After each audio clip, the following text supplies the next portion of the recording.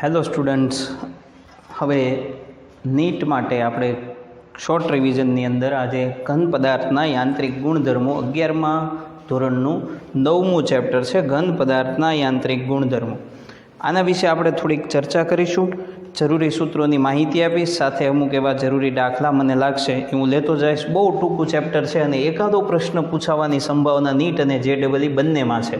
બરાબર, લગભગ એકાદો પ્રશ્ન લગભગ 10 વર્ષમાં 5 વખત પૂછાયા હોય છે. આમાંથી પણ પૂછાય તો ડાયરેક્ટ 4 માર્ક આપણને નીટમાં મળી શકે. એટલે નાનું ચેપ્ટર છે, કન્સેપ્ટ નાના છે અને ઘણા બધા માર્ક છે એ તમે કવર કરી શકો એમ છો. બરાબર, તો આપણે શરૂ કરીએ આપણું આ ચેપ્ટર. એમાં પહેલો પોઈન્ટ આપણે ભણવાનો છે એ છે પ્રતિબળ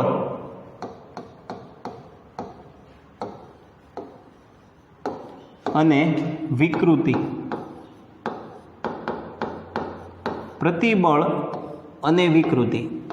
ચલો, પ્રતિબળ શું છે? તો પ્રતિબળ અને વિકૃતિ આ બંને વસ્તુમાં પહેલાં આપણે પ્રતિબળ શું છે એની માહિતી મેળવીએ. તો મિત્રો, પ્રતિબળ એટલે કોઈ પણ પદાર્થમાં ઉદ્ભવતું આંતરિક બળ છેદમાં ક્ષેત્રફળ, એટલે એકમ ક્ષેત્રફળ દીઠ ઉદ્ભવતા આંતરિક બળને પ્રતિબળ કહેવાય. બરાબર, તો પ્રતિબળ છે એ આંતરિક બળ છેદમાં ક્ષેત્રફળ છે. આંતરિક બળ શું કરવા ઉદ્ભવે? તો આંતરિક બળ ઉદ્ભવવાનું કારણ બાહ્ય બળ છે. આંતરિક બળ કોને લીધે ઉદ્ભવે? તો આંતરિક બળ છે એ બાહ્ય બળને લીધે ઉદ્ભવે. દાખલા તરીકે હું તમને એમ કહું કે આ એક પદાર્થ છે, એને હું આમ ખેંચું તો એની અંદર બીજું એક આંતરિક બળ ઉત્પન્ન થાય જે બાહ્ય બળની વિરુદ્ધ હોય. અને બાહ્ય બળ છે એ આ F હોય તો આંતરિક બળ F ઇન્ટરનલ, બે સરખા હોય. એટલે બાહ્ય બળ ને લીધે આંતરિક બળ ઉત્પન્ન થાય, પણ પ્રતિબળ એટલે આંતરિક બળના છેદમાં ક્ષેત્રફળી પ્રતિબળ છે. બીજું, વિકૃતિ શું છે? તો વિકૃતિ એટલે તમે કોઈ પણ પદાર્થ પર બળ લગાવો. બળ લગાવો, બાહ્ય બળ લગાવો. બાહ્ય બળ લગાવો એટલે એ પદાર્થની લંબાઈ, ક્ષેત્રફળ કે કદમાં ફેરફાર થાય. બરાબર, લંબાઈ, ક્ષેત્રફળ કે કદમાં ફેરફાર થાય તો એને વિકૃતિ કહેવામાં આવે છે. ચલો, વિકૃતિ માટે 3 રીત છે, આપણે જોતા જઈએ. વિકૃતિ 3 રીતે તમને મળે છે. ચલો, વિકૃતિ 3 રીતે મળે છે. એમાં પહેલી મેથડ આપણે જોઈએ કે અહીંયા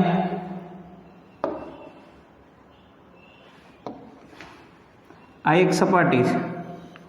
બરાબર, આ સપાટી જે છે એની ઉપર અહીંયા એક પદાર્થ પડ્યો છે. આ પદાર્થ છે. બરાબર, આ જે પદાર્થ છે એની ઊંચાઈ અથવા H કહી દઈએ અથવા L, જે કંઈ કહો એ ચાલશે, H કે L. ઓકે, આને હું ઉપરથી F જેટલું બળ લગાવું. F જેટલું બળ લગાવું તો ધારો કે આ પદાર્થ છે એ દબાય છે, અને દબાય છે એટલે આ છે એ પદાર્થ અહીંયા આવી જાય છે. એટલે એની લંબાઈમાં અથવા ઊંચાઈમાં જે ફેરફાર થયો એને આપણે કહી દઈએ ડેલ્ટા H. તમે લગાવેલું બળ એ છે. અહીંયા આડછેદનું ક્ષેત્રફળ છે એ જો A હોય તો હવે તમને અહીંયા પેલું પ્રતાન પ્રતિબળ મળે. પ્રતાન પ્રતિબળ. ચલો, પ્રતાન પ્રતિબળ કેમ મળે? તમે લગાવેલું બળ F છેદમાં ક્ષેત્રફળ A કરો, એટલે તમે લગાવેલું બળ F અને છેદમાં ક્ષેત્રફળ A કરો તો પ્રતાન પ્રતિબળ મળે. ચલો, પછી પ્રતાન વિકૃતિ. ઓકે, ચલો, પ્રતાન વિકૃતિ માટે શું કરવાનું છે કે પદાર્થની ઊંચાઈમાં થતો ફેરફાર ડેલ્ટા H/H, મૂળ H અને ડેલ્ટા H જેટલો ફેરફાર, એટલે ઘટાડો હોય તો ઘટાડો, વધારો હોય તો વધારો. આને આવું કહી શકાય કે ડેલ્ટા L/L. મોટા ભાગે આપણે ડેલ્ટા L/L લખીએ છીએ. તો આની 3 મેથડ છે. મેં તમને કીધું આ પહેલી મેથડ છે. હવે આપણે જોઈએ બીજી મેથડ. ચલો, બીજી મેથડ એ છે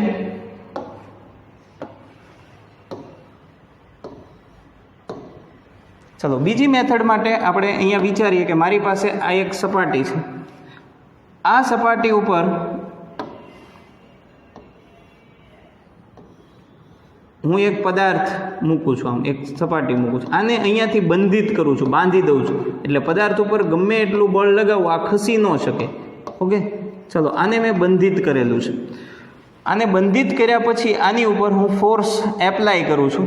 ધારો કે હું આને જે બળ લગાવું છું એ બળ F છે. અહીંયાનું ક્ષેત્રફળ A જેટલું હોય, એરિયા આનો A જેટલો હોય. હવે આનું હું બળ લગાવું છું પણ આ ખસી ન શકે કારણ કે એ બંધિત છે. એ ખસે નહીં પણ એના આકારમાં ચેન્જીસ થાય. આકારમાં ચેન્જીસ થાય એટલે શું થાય કે અહીંયા આ સપાટી છે એ સહેજ આમ ખસી જાય એટલે પદાર્થ છે એ આમ ખસે. આ જે એંગલ બને અહીંયા એ એંગલને આપણે કહી દઈએ થીટા. બરાબર, એ એંગલને આપણે થીટા કહી દઈએ. આ ઊંચાઈ છે એ h છે. બરાબર, હવે આકારમાં થોડોક ચેન્જીસ થયો. આ સપાટી છે એ અહીંયા વહી ગઈ તો એને આપણે કહી દઈએ x અને ઊંચાઈ છે એ h છે. ચલો, આવી આકૃતિ બની ગઈ. હવે તમને આમાં આકાર પ્રતિબળ ઉત્પન્ન થશે. આકાર પ્રતિબળ. ચલો, આકાર પ્રતિબળ કેવી રીતે ઉત્પન્ન થાય તો બળ F છેદમાં ક્ષેત્રફળ A, એ તો એનું જ થશે આકાર પ્રતિબળ. ચલો, આકાર વિકૃતિ ઉત્પન્ન થશે. આકાર વિકૃતિ. ચલો, આકાર વિકૃતિ છે એને આપણે કહીશું થીટા. અહીંયા જે ચેન્જીસ થયો છે એ થીટા. ચલો, એ થીટા છે એ આકાર વિકૃતિ છે. આકાર વિકૃતિ આપણને કેવી રીતે મળશે તો આકાર વિકૃતિ x/h થશે. x/h અહીંયા થતો ફેરફાર છેદમાં h. આ છે એ આકાર વિકૃતિ છે. આ બીજી મેથડ છે. અને ત્રીજી મેથડ તમે યાદ રાખો. ત્રીજી મેથડ છે એમાં પ્રવાહી ઉપર દબાણ લગાવવાથી, તમારી પાસે કોઈ પ્રવાહી હોય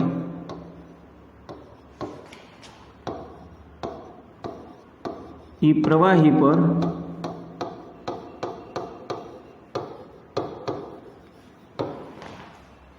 પર દબાણ લગાવવાથી, ચલો, પ્રવાહી હોય એની ઉપર તમે પ્રેશર કરો તો એના કદમાં ફેરફાર થાય છે. ચલો, કદમાં ફેરફાર થાય તો એમાં કદ વિકૃતિ આવે. ચલો, એમાં કદ વિકૃતિ આવે તો સપોઝ મારી પાસે અહીંયા એવું આપણે વિચારીએ કે આ એક લિક્વિડ છે, આ પ્રવાહી છે. આ પ્રવાહી ઉપર હું અહીંયા બધેથી પ્રેશર લગાવું છું, દબાણ લગાવું છું. દબાણ લગાવું તો આનું કદ છે એ ઘટી જશે. અને ધારો કે એનું કદ જે છે એ કેટલું થશે જુઓ.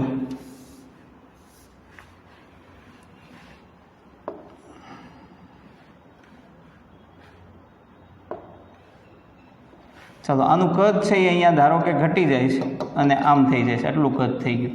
તો કદમાં ઘટાડો થયો. કદમાં ઘટાડો થયો એટલે આમાં છે ને કદ પ્રતિબળ આવે. કદ પ્રતિબળ આવે. ચલો, કદ પ્રતિબળ કેવી રીતે મળશે એની સહેજ હું તમને વાત કરું તો કદ પ્રતિબળ એટલે એ છે ને પ્રેશર જેટલું થાય, P એક્સટર્નલ. તમે જે દબાણ લગાવ્યું છે એ દબાણ જેટલી કદ પ્રતિબળ હોય. હવે આમ દબાણ એટલે બળના છેદમાં ક્ષેત્રફળ કરો એટલે એ દબાણ જ થાય. બરાબર, તો આ કદ પ્રતિબળ છે. હવે આપણે જોઈએ કદ વિકૃતિ. કદ વિકૃતિ એટલે પદાર્થના કદમાં જે ફેરફાર થયો એ વધારો હોય વધારો, ઘટાડો હોય ઘટાડો, છેદમાં મૂળ કદ. બરાબર, તો અહીંયા મેં જે 3 પોઈન્ટ કીધા છે એ પ્રતિબળ અને વિકૃતિ સાથેના સંબંધમાં છે. ચલો, આને આધારે હું તમને એક પોઈન્ટ કહી દઉં એટલે તમને ખબર પડશે કે ધારો કે આપણી પાસે આ સપાટી છે, અહીંયા એક પદાર્થ પડ્યો છે. આ પદાર્થ અહીંયાથી બંધિત છે, બાંધેલો છે. ચલો, આ પદાર્થ બંધિત છે. હવે આ જે બંધિત પદાર્થ છે એના ઉપર હું અહીંયા એક ફોર્સ લગાવું છું, આ બળ F. અહીંયા હું બળ F લગાવું, આને આધારે અહીંયા હું ખૂણો થીટા કહી દઉં તો અહીંયા મને એક ઘટક મળે. એ ઘટક છે F cos થીટા. બરાબર, કારણ કે આ ખૂણાને હું અહીંયા થીટા કહું તો આ Fનો એક ઘટક મળે F cos થીટા. અહીંયાનો ખૂણો જો આપણે થીટા લઈ લઈએ તો આ F cos થીટા. અને અહીંયા મને એક ઘટક મળે F sin થીટા. ઓકે, ચલો, F cos થીટા અને F sin થીટા બે વસ્તુ મળી. આને આધારે તમે આવું ફેરફાર વિચારી શકો કે અહીંયાથી બંધિત છે એટલે આ પદાર્થ છે એ ધારો કે આમ થઈ જાય છે એટલે આ થીટા જેટલું એનું સ્થાનાંતર થયું, એ આકાર વિકૃતિ છે. અને અહીંયા થોડીક એની ઊંચાઈ છે એ ઘટી. બરાબર, ડેલ્ટા H એટલે ઊંચાઈ ઘટી આને લીધે ઘટી અને આકાર વિકૃતિ આને લીધે આવી. તો ઊંચાઈ જે ઘટી છે એને પ્રતાન પ્રતિબળ કહેવાય. તો એને લીધે જે પ્રતાન પ્રતિબળ છે જે ઊંચાઈમાં ફેરફાર કર્યો તો તો એ પ્રતાન પ્રતિબળ તમને કેમ મળે? તો એફ કોસ થીટા, કારણ કે કયું બળ? બળના છેદમાં ક્ષેત્રફળ, પણ કયું બળ? F sine theta. F cos theta નહીં, પણ વિકૃતિ છે. જુઓ લંબાઈ કોને લીધે ઘટી? સાઇન થીટાને લીધે. તો એફ સાઇન થીટા અપોન એ. ઓકે, ચાલો આ પ્રતાન પ્રતિબળ છે. પછી આકાર પ્રતિબળ. ચલો આકાર પ્રતિબળ. તો આકાર પ્રતિબળ, આકારમાં ફેરફાર કયો? આ થીટામાં જે ફેરફાર થયો ને આકારમાં ફેરફાર છે. કોને લીધે થયો? એફ કોસ થીટાને લીધે. એટલે આ થઈ જશે એફ કોસ થીટા છેદમાં ક્ષેત્રફળ એ. ચલો આ એક વસ્તુ છે એ તમારે બરાબર યાદ રાખવાની છે. ચલો એના પછી નેક્સ્ટ પોઈન્ટ જોઈએ, પ્રતિબળ અને વિકૃતિ વચ્ચેનો સંબંધ. બીજો પોઈન્ટ, પ્રતિબળ અને વિકૃતિ વચ્ચે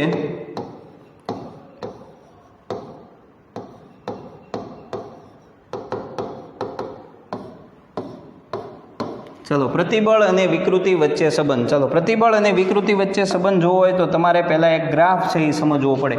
ચલો એ ગ્રાફ જે છે એ હું અહીંયા ડ્રો કરું છું, એના ઉપરથી આપણે થોડીક વસ્તુ વિચારીએ. ચલો આ જે ગ્રાફ છે એ ગ્રાફ પ્રતિબળ વિરુદ્ધ વિકૃતિનો ગ્રાફ છે. એટલે અહીંયા પ્રતિબળ લઈએ અને અહીંયા વિકૃતિ લખીએ. ઓકે, ચલો પ્રતિબળ વિરુદ્ધ વિકૃતિનો જે ગ્રાફ તમને મળે છે એ ગ્રાફ કેવી રીતે મળે છે જુઓ. તો એ ગ્રાફ લગભગ બધા પદાર્થો માટે ગ્રાફ એક સરખો જ હોય છે, પણ થોડો ઘણો ચેન્જીસ એમાં આવેલો હોય છે. બરાબર, આવો કંઈક ગ્રાફ હોય છે. આમાં આપણે થોડાક બિંદુઓ વિચારીએ. તો અહીંયા હું એક બિંદુ લખું છું, એ બિંદુ છે પી. આ ઓથી પી સુધી ગ્રાફ છે એ લગભગ સ્ટ્રેટ લાઇન છે. સ્ટ્રેટ લાઇન છે એનો મતલબ શું થાય કે પ્રતિબળ વધે સામે વિકૃતિ પણ વધે. તો ઓથી પી સુધીનો જે ભાગ છે, ઓથી પી સુધીનો ભાગ, એમાં તમે હૂકનો નિયમ એપ્લાય કરી શકો છો. ઓથી પી સુધીનો જે ભાગ છે એમાં હૂકનો નિયમ એપ્લાય કરી શકો છો. ખાસ ધ્યાન આપજો. હવે હૂકનો નિયમ એપ્લાય કરો તો હૂકનો નિયમ શું છે? તો અહીંયા પ્રતિબળ અને વિકૃતિ એક જ સરખા વધે છે, બે વચ્ચે સમપ્રમાણ છે પી સુધી, પછી નથી. સમજો, પી સુધી સમપ્રમાણ છે તો પી સુધી તમે હૂકનો નિયમ ઓથી પી સુધી લગાવી શકો. હૂકનો નિયમ શું કહે છે કે પ્રતિબળ વિકૃતિના સમપ્રમાણમાં હોય છે. પ્રતિબળ વિકૃતિના સમપ્રમાણમાં હોય છે, આ હૂકનો નિયમ છે. તો તમે અહીંયા આવું લખી શકો કે પ્રતિબળ, અહીંયા પ્રતિબળ, આ વિકૃતિ છે એ સામે જાય તો છેદમાં જાય, તો પ્રતિબળ છેદમાં વિકૃતિ બરાબર. ચલો પ્રતિબળ છેદમાં વિકૃતિ તમે કરો તો આ ચલનની નિશાની દૂર કરો, વિકૃતિ સામે લઈ ગયા એટલે અહીંયા અચળ આવે. તો આને આધારે આપણે આવું લખી શકીએ કે ભાઈ પ્રતિબળ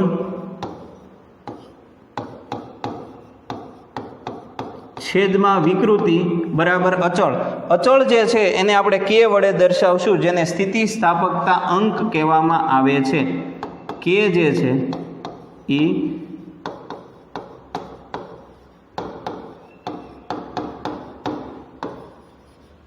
ચલો સ્થિતિસ્થાપકતા અંક. હવે જુઓ, હું તમને એવું કહું કે કોઈ પદાર્થને તમે પ્રતિબળ આપો, પણ વિકૃતિ જો પ્રતિબળ તમે આપો છો, પ્રતિબળ તમે આપો, પણ પ્રતિબળ તમે આપો છતાંય જેની વિકૃતિ છે એ ઓછી આવતી હોય, જેમાં વિકૃતિ એટલે આકારમાં ઓછો ફેરફાર થાય, વિકૃતિ એટલે આકારમાં થતો ફેરફાર, જેમાં વિકૃતિ ઓછી આવતી હોય એમાં છેદ ઓછો હોય, છેદ ઓછો હોય તો કે છે એ વધારે હોય. એટલે સ્થિતિસ્થાપકતા અંક છે ને એ કે ઘનનો સ્થિતિસ્થાપકતા અંક વધારે હોય, એની કરતાં પ્રવાહીનો સ્થિતિસ્થાપકતા અંક ઓછો હોય, અને એની કરતાં વાયુનો સ્થિતિસ્થાપકતા અંક છે એ ઓછો હોય. આવું ક્યારેક પૂછાઈ શકે. ચલો, ઘનનો સ્થિતિસ્થાપકતા અંક કરતાં પ્રવાહીનો ઓછો, પ્રવાહી કરતાં વાયુનો સ્થિતિસ્થાપકતા અંક છે એ ઓછો હશે. એનું કારણ શું છે કે ઘન પદાર્થમાં પ્રતિબળ આપો તો વિકૃતિ ઓછી આવે, ઘનમાં વિકૃતિ ઓછી આવે એટલે કે ઓછો.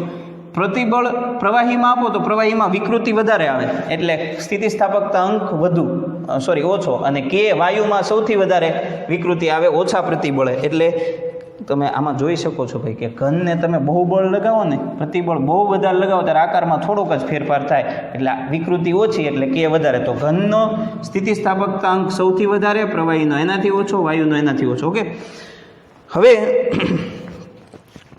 પી બિંદુથી આગળ વધો એમ પદાર્થ છે એ પોતાનો સ્થિતિસ્થાપકતાનો ગુણધર્મ ગુમાવી દે છે. પી પછી સ્થિતિસ્થાપકતા એટલે પ્રતિબળના સમાન વિકૃતિ. એટલે પ્રતિબળ ક્યારે ઉત્પન્ન થાય? તમે બાહ્ય બળ આપો, એટલે હકીકતે આ પ્રતિબળ કહું છું પણ આપણે બાહ્ય બળ સમજશું. તો વિકૃતિ ક્યારે ઉત્પન્ન થાય? બળ આપો તો વિકૃતિ ઉત્પન્ન થાય, બળ લઈ લો તો વિકૃતિ, બળ જુઓ, પ્રતિબળ ઘટાડી દો તો વિકૃતિ ઓછી થઈ જાય. સમજો, એટલે સ્થિતિસ્થાપકતાનો ગુણ છે. સ્થિતિસ્થાપકતાનો ગુણ શું છે? સ્થિતિસ્થાપકતા એટલે હું ખેંચો તો ખેંચાય, છોડી દો પ્રતિબળ એટલે પાછું વયું જાય. એ સ્થિતિસ્થાપકતાનો ગુણધર્મ છે. તો અહીંયા છે ને પદાર્થ સ્થિતિસ્થાપકતાનો ગુણધર્મ ધરાવે છે. ક્યાં સુધી ધરાવે છે? ઓ થી પી સુધી. બળ આપો તો વિકૃતિ આકારમાં વિકૃત થાય, બળ ઘટાડી દો તો પાછું હતું એ મૂળ સ્થિતિમાં પાછું આવી જાય. તો આમાં છે ને પી સુધી પદાર્થ સ્થિતિસ્થાપકતાનો ગુણધર્મ ધરાવે છે પૂરેપૂરો. પી સુધી પદાર્થ સ્થિતિસ્થાપકતાનો ગુણધર્મ ધરાવે છે. ચલો, પી સુધી પદાર્થ સ્થિતિસ્થાપકતાનો ગુણધર્મ ધરાવે છે એટલે પી સુધી તમે હૂકનો નિયમ છે એ લગાવી શકો. એટલે પી બિંદુને હૂક લિમિટ કહેવામાં આવે છે. ત્યાં હૂકની લિમિટ પૂરી થઈ જાય, પીથી આગળ હૂકનો નિયમ લાગુ પડે નહીં. ઓકે, ચલો, એના પછી જેમ તમે આગળ વધતા જાઓ એમ બી પાસે, અહીંયા છે ને એક પોઈન્ટ આપણે વિચારીએ અને પોઈન્ટને કહી દઈએ બી. બી પાસે છે ને તમે પ્રતિબળ ન લગાવો ને તોય વિકૃતિ આગળ વધે. જુઓ, બળ છે એ પ્રતિબળ કાંઈ લગાવ્યું નથી એટલે પ્રતિબળ ઘટતું જાય છે, નીચે આવે છે ગ્રાફ, પ્રતિબળમાં ગ્રાફ નીચે આવે છે આમ. પણ તમને ખબર છે આમ ગ્રાફ છે એ આગળ વધે. જુઓ, એનો મતલબ એમ છે વિકૃતિ થાય છે. એટલે બી પાસે શું થઈ ગયું? બી પાસે પ્રતિબળ વગર જ, પ્રતિબળ ન લગાવો. પ્રતિબળ એટલે આપણે જુઓ, પ્રતિબળ એટલે તમે બાહ્ય બળ લગાવો તો જ પ્રતિબળ ઉત્પન્ન થાય. તો પ્રતિબળ નથી એનો મતલબ એમ થાય કે બાહ્ય બળ નથી.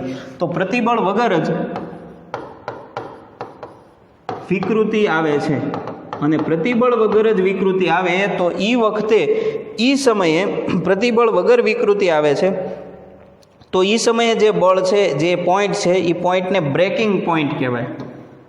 Breaking point.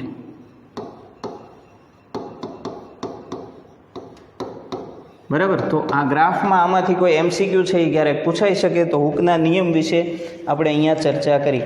ચલો, એના પછી મોડ્યુલસ, જુદા જુદા મોડ્યુલસ વિશે આપણે ભણવાનું છે. બરાબર. એટલે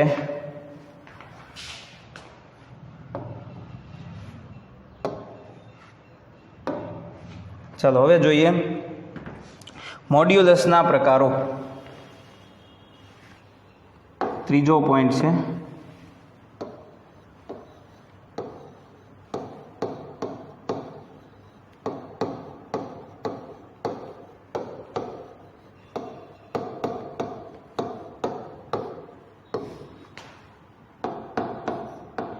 ચાલો, મોડ્યુલસના પ્રકારો. મોડ્યુલસ જુદા જુદા ઘણા બધા પ્રકારના છે. એમાં પહેલું આપણે જોવાનું છે યંગ મોડ્યુલસ.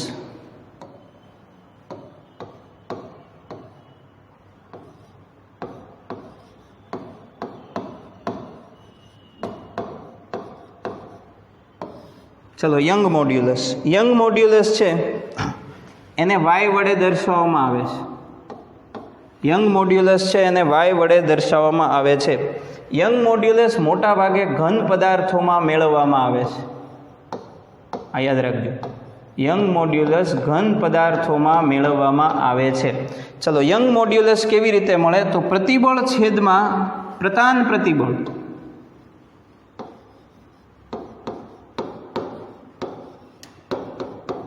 પ્રતાન પ્રતિબળ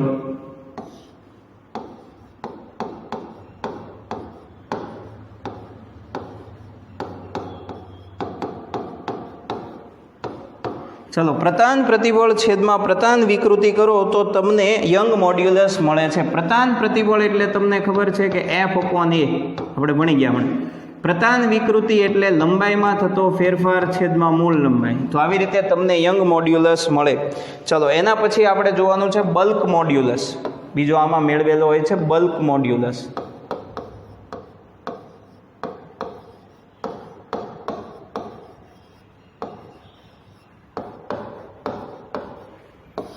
ચલો બલ્ક મોડ્યુલસ છે એને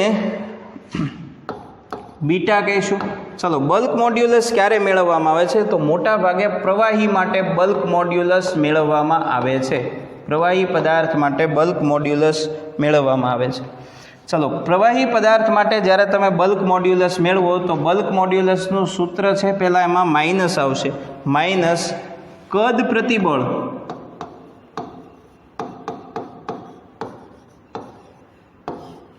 છેદમાં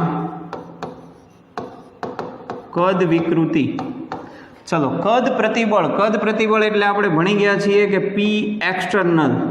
મેં તમને આ કીધું છે કદ પ્રતિબળ શું છે. તો પી એક્સટર્નલ છેદમાં કદ વિકૃતિ. કદ વિકૃતિ એટલે કદમાં થતો ફેરફાર છેદમાં મૂળ કદ. બરાબર. હવે મૂળ કદને કદમાં થતો ફેરફાર શું? દાખલા તરીકે આ છે એ આનું મૂળ કદ વી છે. હવે હું આને પ્રેશર ઘટાડી, અત્યારે આનું મૂળ કદ વી છે, સમજો. હવે આને પ્રેશર આપી અને હું કદ આટલું કરી નાખું તો કદમાં ફેરફાર આટલો છે, આટલું કદ ઘટ્યું. તો આ જે છે ને ઘટ્યું એ ડેલ્ટા વી. તો ઘટાડો છેદમાં વી. બરાબર. આ ડેલ્ટા વી છે એ ઘટાડો છે એટલે એ ઋણ આવે. અહીંયા ઋણ છે એટલે બલ્ક મોડ્યુલસ છે એ પ્લસ થઈ જાય. આ એક યાદ રાખજો. બરાબર. બલ્ક મોડ્યુલસ પ્લસ થઈ જાય છે. બલ્ક મોડ્યુલસના વ્યસ્તને દબનીયતા કહેવાય. બરાબર. તો આ એક ખાસ યાદ રાખજો. દબનીયતા C બરાબર 1/B. બલ્ક મોડ્યુલસના વ્યસ્તને દબનીયતા કહેવામાં આવે છે. અને છેલ્લું આમાં જોઈએ આકાર મોડ્યુલસ.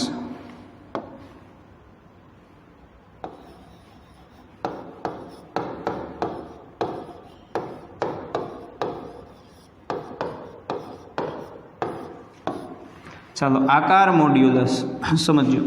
આકાર મોડ્યુલસ કેવી રીતે મળે? તો આકાર મોડ્યુલસમાં ઉપરની જેમ જ આકાર પ્રતિબળ છેદમાં આકાર વિકૃતિ.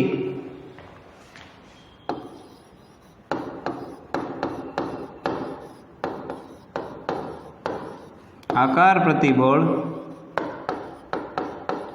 છેદમાં આકાર વિકૃતિ.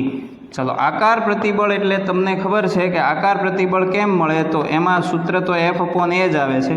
છેદમાં આકાર વિકૃતિ છે એ થીટા છે. થીટા કેવી રીતે મળે એ આપણે જોયેલું છે. બરાબર. તો આ એક વસ્તુ છે એ તમારે બરાબર યાદ રાખવાની છે. ચલો આને આધારે આપણે એક પોઈન્ટ જોઈએ, એક ઉદાહરણ જોઈએ. દાખલા તરીકે મારી પાસે અહીંયા એક દ્રઢ આધાર છે. બરાબર. આ દ્રઢ આધાર સાથે મેં એક તાર બાંધેલો છે. આ એક તાર બાંધેલો છે. આ તાર સાથે અહીંયા મેં એક વજન બળ લટકાવ્યું છે.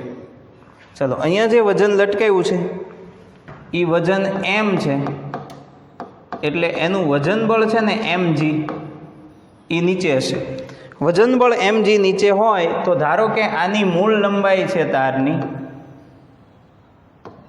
એ સપોઝ L છે. મેં વજન લટકાવ્યું એટલે ધારો કે એની લંબાઈમાં ડેલ્ટા L જેટલો વધારો થયો. સમજો, ડેલ્ટા L જેટલો વધારો થયો. તો હવે આપણે આમાં યંગ મોડ્યુલસ આવશે કારણ કે ઘન પદાર્થ છે. તો યંગ મોડ્યુલસ y બરાબર તમને ખબર છે કે પ્રતાન પ્રતિબળ એટલે F/A. પ્રતાન પ્રતિબળ એટલે F/A. પ્રતાન પ્રતિબળ છેદમાં પ્રતાન વિકૃતિ એટલે ડેલ્ટા L/L. પ્રતાન પ્રતિબળ છેદમાં પ્રતાન વિકૃતિ આપણું હમણાં સૂત્ર છે. ચલો પ્રતાન પ્રતિબળ છેદમાં પ્રતાન વિકૃતિ ધ્યાન આપજો.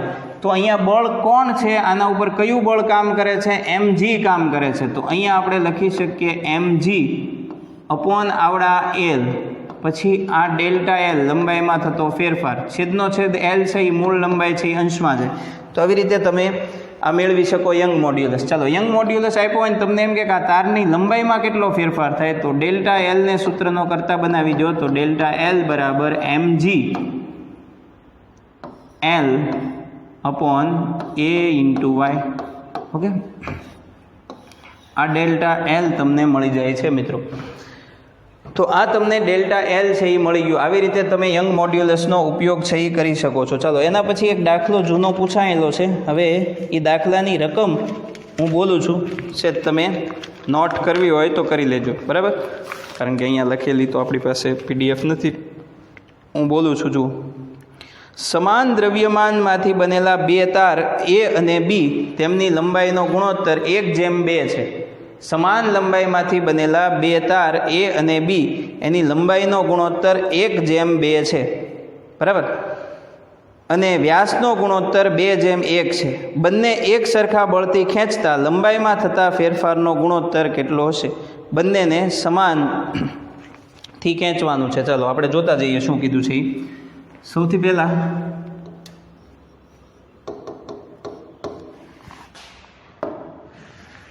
એક દાખલો આ પૂછાયેલો છે નીટમાં, બરાબર? આપણે સેજ જોઈ લઈએ. સમાન દ્રવ્યમાંથી બનેલા બે તાર A અને B તેમની લંબાઈનો ગુણોત્તર 1:2 છે. ચાલો આ પહેલો તાર છે, આ તાર A છે,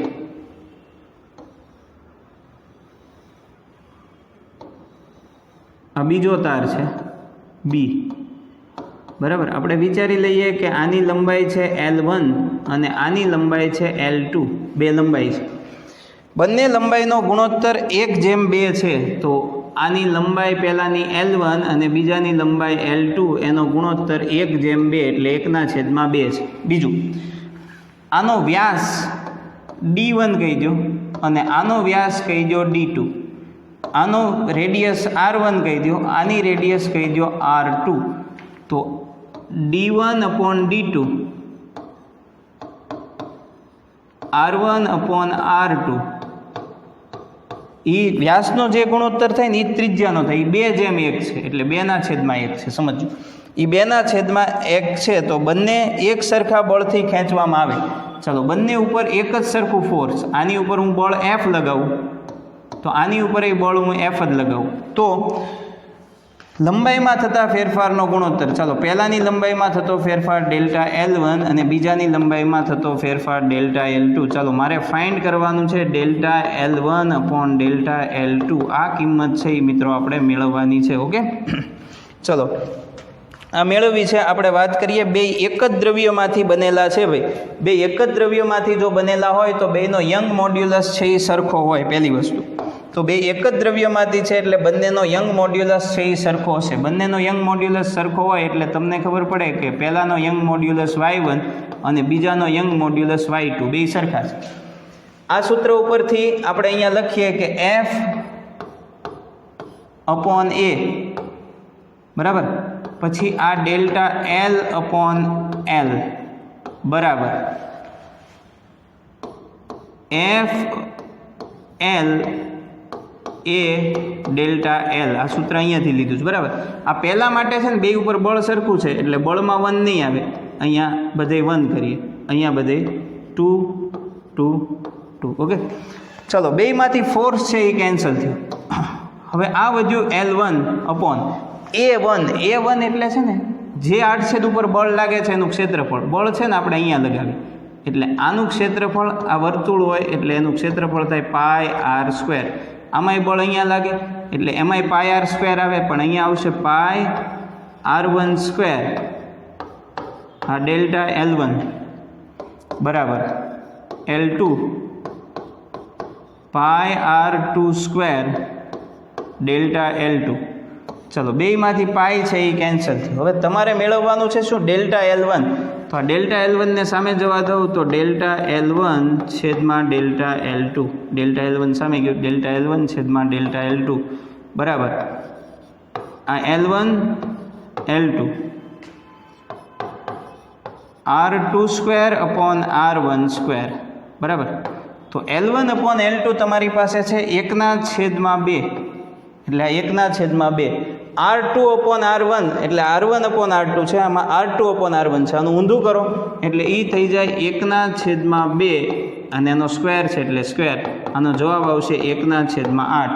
તો લંબાઈમાં થતા વધારાનો ગુણોત્તર આવે 1/8. ઓકે, તો આવો કોઈ પ્રશ્ન છે એ પૂછાઈ શકે. આપણે એક પ્રશ્નની ચર્ચા કરી. ચાલો એના પછી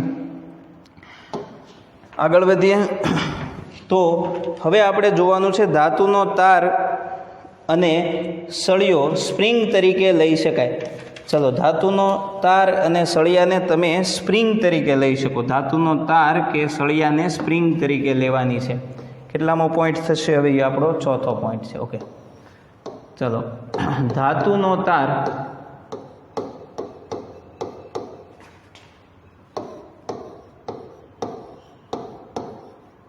કે સળિયો સ્પ્રિંગ તરીકે લેવાનો છે, એટલે સ્પ્રિંગ તરીકે એ કામ કરે છે. ચાલો, કેવી રીતે સ્પ્રિંગ તરીકે કામ કરે છે આપણે સ્પ્રિંગનું ઉદાહરણ લઈ અને આ વસ્તુને સમજીએ. જો ધારો કે મારી પાસે આ દ્રઢ આધાર છે, એની સાથે મેં એક સ્પ્રિંગ લટકાવેલી છે, બરાબર. હવે આ જે સ્પ્રિંગ લટકાવેલી છે એને આપણે અહીંયા એફ જેટલું બળ લગાવીએ.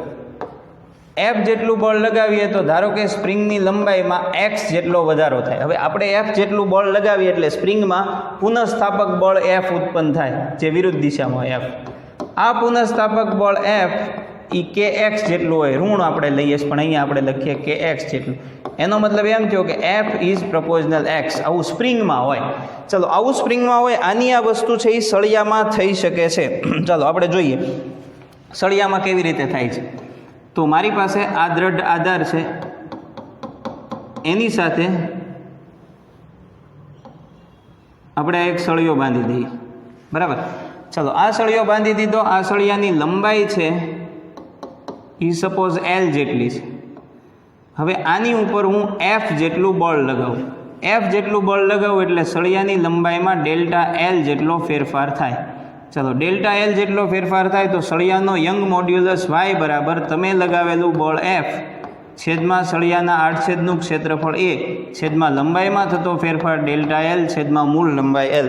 ઓકે, ચાલો, સળિયાની લંબાઈ ધારો કે આ એક્સ એલ જેટલી વધે છે અને આપણે એક્સ કહી દઈએ. અહીંયા સ્પ્રિંગની લંબાઈમાં વધારાને આપણે એક્સ કીધો તો અહીંયા ડેલ્ટા એલને આપણે કહી દઈએ એક્સ. તો હવે આપણું સૂત્ર આવું થાય કે એફ અપોન એ ડેલ્ટા એલની જગ્યાએ એક્સ અને આ એલ છે એ છેદનો છેદ છે એ અંશમાં જાય, આ વાય બરાબર થયું.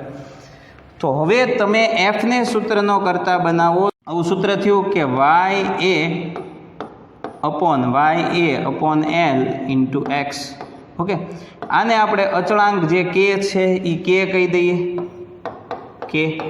તો તમને ખબર પડી ગઈ કે એફ ઇઝ પ્રપોઝનલ એક્સ. ચલન દૂર કરો, અચળાંક કે દૂર કરી દો. તો જુઓ અહીંયા પણ બળ છે એ એક્સ લંબાઈના સમપ્રમાણમાં તમને મળે છે. ચાલો, આને આધારે કેવો પ્રશ્ન પૂછાય એની સેજ હું તમારી સામે અહીંયા ચર્ચા કરું છું. ધારો કે અહીંયા દ્રઢ આધાર છે, બરાબર. દ્રઢ આધાર સાથે મેં આમ એક સળિયો લગાવ્યો છે. ઓકે, ચલો, અહીંયા મેં એક સળિયો છે એ લગાવ્યો છે. આ જે સળિયો છે એના આડછેદનું ક્ષેત્રફળ A1 છે, આની લંબાઈ છે એ L1 છે અને આનો યંગ મોડ્યુલસ છે એ Y1 છે.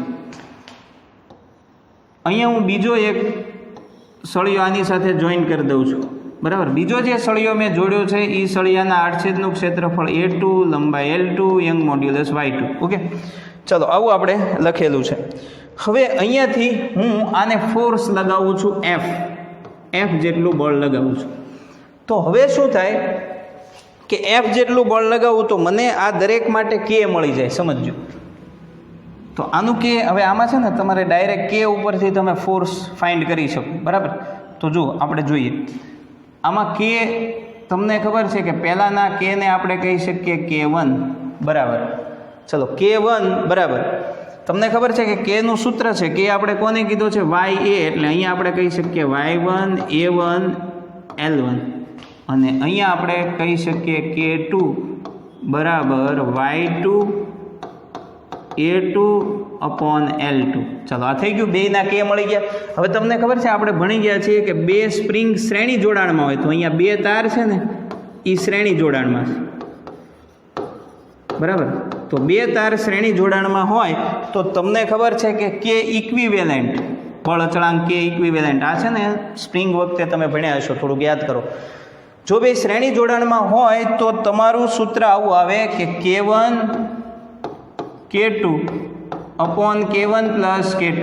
સમજો, આમાં બધી કિંમત મૂકી દો એટલે કે ઇક્વિવેલેન્ટ મળી જાય. કે ઇક્વિવેલેન્ટ મળી જાય તો કુલ ફોર્સ F ઇક્વલ ટુ કે ઇક્વિવેલન્ટ ઇન્ટુ એક્સ. તો આ સૂત્રનો ઉપયોગ કરી અને જે કાંઈ કીધું એ મેળવી શકો. જો શ્રેણી જોડાણ હોય તો અહીંયા શ્રેણી જોડાણ છે બે એક લાઈનમાં. ચલો બે તાર છે એ ધારો કે કંઈક એવી રીતે હોય એક સમાંતર જોડાણ હોય, બરાબર. તો સમાંતર જોડાણ માટે આપણને ખબર છે કે જ્યારે તાર છે એ સમાંતર જોડાણમાં હોય તો કે અહીંયા તો શ્રેણી છે એટલે આવશે, પણ કે ઇક્વિવેલન્ટ સમાંતરમાં હોય ને તો કે ઇક્વિવેલન્ટ એ સીધો સરવાળો થાય K1 + K2. તો આ બેન સરવાળો કરીને પાછું આવું ગણી શકો. આમાં કંઈ પ્રશ્ન પૂછે તો ટૂંકમાં મેળવી શકો. ઓકે, ચલો આ ધાતુના તારને આપણે અહીંયા સ્પ્રિંગ તરીકે લીધી છે. હવે આપણે એના પછીનો પોઈન્ટ જોઈએ, પાંચમો. ચલો પાંચમો પોઈન્ટ છે એ સ્થિતિસ્થાપકતાને કારણે, તારમાં સ્થિતિસ્થાપકતાને કારણે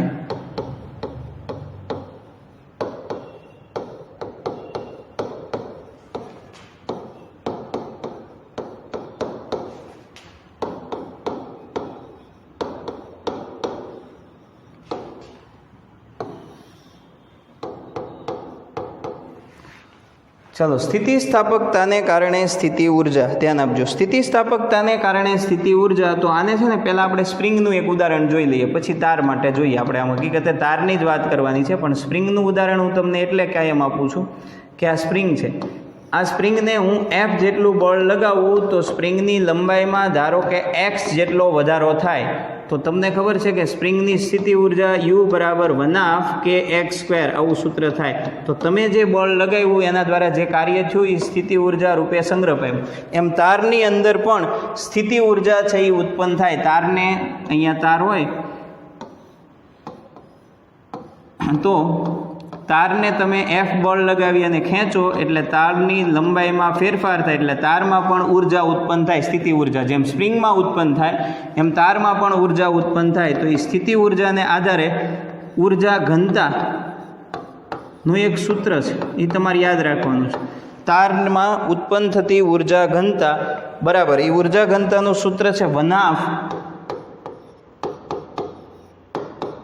પ્રતિબળ 1/2 પ્રતિબળ ગુણ્યા વિકૃતિ, બરાબર. આ ઉર્જા ઘનતા છે. ઉર્જા ઘનતા એટલે ઉર્જાના છેદમાં કદ. તો ઉર્જાનો એકમ જૂલ અને કદનો એકમ મીટર ક્યુબ. તો ઉર્જા ઘનતા તમને મળી જાય. ચાલો ઉર્જા ઘનતા ઉપર માત્ર સ્પ્રિંગની ઉર્જા જોતી હોય તો ઉર્જા ઘનતા ઓલા સૂત્રથી મળશે. કયા સૂત્રથી? 1/2 પ્રતિબળ ગુણ્યા વિકૃતિ, આ ઉર્જા ઘનતા. હવે ઉર્જા ઘનતા બરાબર સૂત્ર છે ઉર્જાના છેદમાં કદ, મિત્રો, બરાબર. હવે તમને કોઈ ઉર્જા પૂછે તો ઉર્જા બરાબર ઉર્જા ઘનતા ગુણ્યા કદ કરવું પડે. તો ઉર્જા ઘનતા સામેથી મળી ગુણ્યા તારનું કદ કરી દો એટલે તમને ઉર્જા મળી જાય. ઓકે, તો આ એક મેથડ છે એ તમારે યાદ રાખવાની છે. ચાલો એના પછી આમાં હું તમને એક પાંચમો પોઈન્ટ અને છેલ્લો પોઈન્ટ કહી દઉં, બરાબર. ચાલો પાંચમો પોઈન્ટ છે એ છે પોઈઝનનો ગુણોત્તર. ચલો પોઈઝનનો ગુણોત્તર.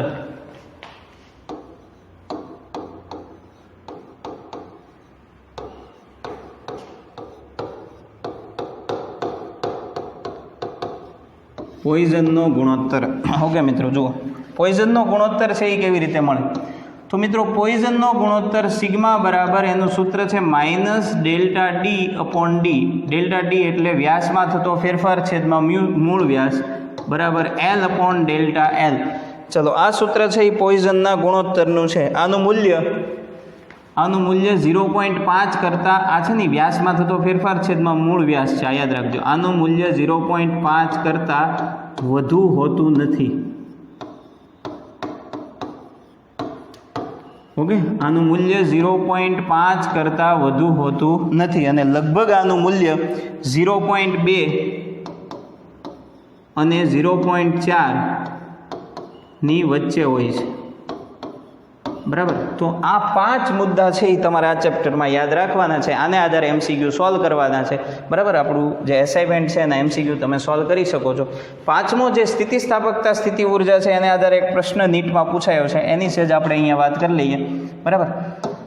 તો એ પાંચમા પ્રશ્નને આધારે એક ઉદાહરણ છે એ ગણી શકાય જે નીટમાં અગાઉ PMTમાં પૂછાયેલું છે, બરાબર. એ હું રકમ બોલું છું. તો એ છે વાય જેટલો યંગ મોડ્યુલસવાળા એક સ્થિતિસ્થાપક પદાર્થને, એટલે તમને યંગ મોડ્યુલસ આપ્યો છે,